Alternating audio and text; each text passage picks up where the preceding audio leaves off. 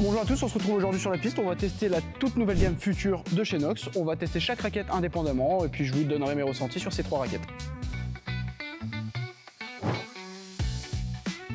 Donc ici on est sur une raquette à forme ronde avec un équilibre mesuré à 260 et surtout une rigidité mesurée à 67 RA. En main c'est très particulier, on a une raquette qui est vraiment très dense, elle est maniable, elle se déplace très bien. En revanche on sent tout de suite c'est très rigide, j'ai trouvé très rigide avec un sweet spot qui est pour moi très petit.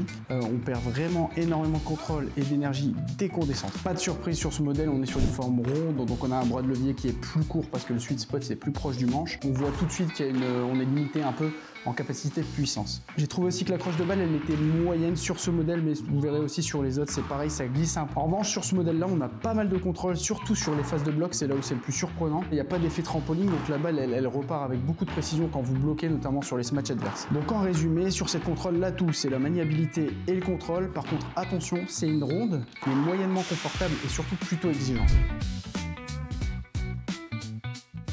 Deuxième raquette de la gamme, la hybride, donc la version plus polyvalente. Là, elle est en forme de goutte d'eau. Sur cette raquette, on a mesuré l'équilibre identique, donc à 260. Par contre, on a une différence au niveau de la rigidité. Celle-ci est à 64 RA, donc légèrement plus souple que la version contrôle. Alors sur la piste, celle-ci, c'est clairement ma préférée en termes de sensation. La raquette, pour moi, elle est super bien équilibrée. On sent qu'on a une raquette qui est tout aussi rigide, même si elle apparaît légèrement plus souple, effectivement.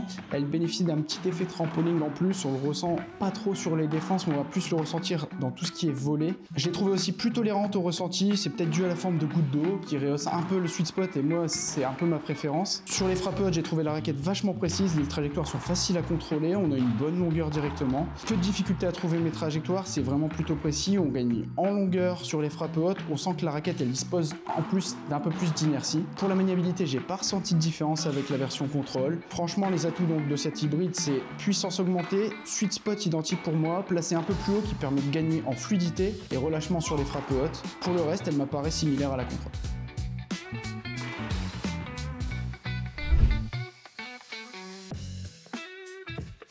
Dernière de la gamme, la version Attack 12K. Celle-ci, c'est la forme de diamant. Tout est dans le nom. Franchement, c'est un bolide sans les freins. On est sur un équilibre haut.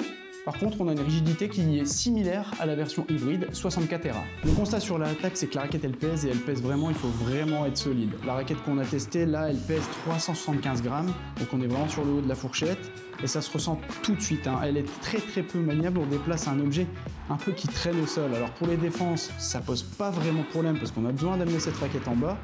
Là où ça devient problématique, c'est à la volée. Le point en tête plus un sweet spot exigeant, ça rend vraiment très difficile à déplacer rapidement. Donc c'est une raquette qui est vraiment pas accessible. En revanche, en frappe haute, il n'y a pas photo. On a une belle inertie et lorsque les conditions sont réunies, on génère vraiment beaucoup de puissance.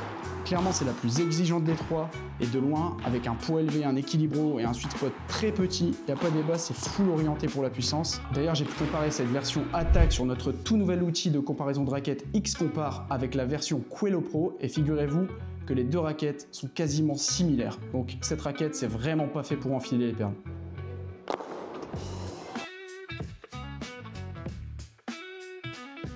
Petit bilan sur cette gamme Nox, du coup on est plutôt sur des raquettes qui sont destinées à un public avancé à expert. On est vraiment sur des raquettes qui sont exigeantes, donc vraiment pas destinées à un profil de joueur débutant. Franchement, la plus complète et la plus facile à jouer, ça reste donc la version hybride. Moi je l'ai trouvée super bien sur la piste, elle est à l'aise dans tous les domaines de jeu et on conserve quand même une très bonne réserve de puissance sans perdre en contrôle et en maniabilité. Donc vraiment, le petit plus pour moi, c'est sur cette version hybride. En tout cas, elle est extrêmement complète.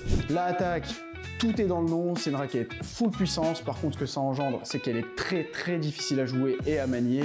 Donc vraiment, je la conseille à des joueurs qui ont une énorme technique, qui ont un bon bras et une bonne condition physique, sinon, vaut mieux passer son chemin. La contrôle, attention, c'est une forme ronde, mais c'est pas pour autant qu'elle est extrêmement tolérante. Moi, je l'ai trouvée même plutôt exigeante. C'est une raquette qui se destine à des joueurs contreurs, je dirais, ceux qui aiment bien, parce qu'on est sur un toucher sec, avec peu de sorties de balle. Donc ce qui est très bien, c'est sur les phases de bloc. Donc si vous aimez monter et contrer sur les smash adverses, ça peut être une très bonne raquette pour vous. Tu peux retrouver directement ces 3 modèles de la gamme Future sur notre site extreme-padel.fr et si tu as pu les tester, dis-nous en commentaire ce que tu en as pensé.